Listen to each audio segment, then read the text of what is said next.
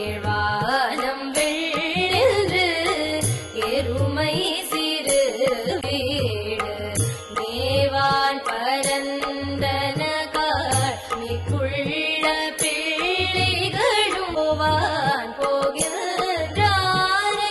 போகாமல் காத்து உன்னை கூவுவான் வந்து நின்றோம் கூவுவான் வந்து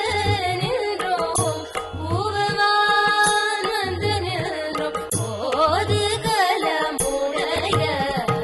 அவா எழுந்திராய் பாடி பதை கொண்டு மாவாய் கிழங்க